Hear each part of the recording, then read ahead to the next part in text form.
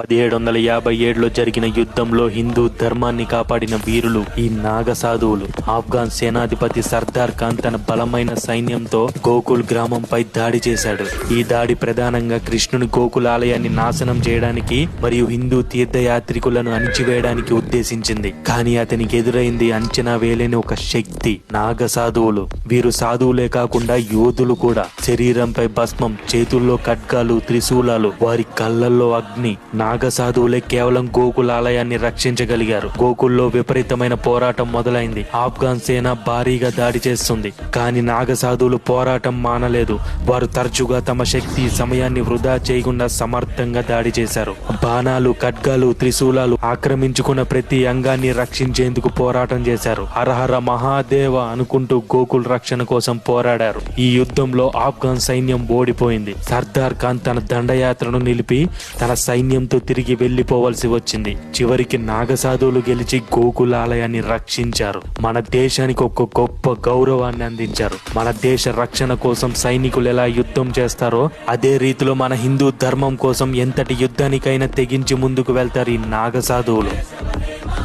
Hara Hara Mahadeva, Shambho Shankara.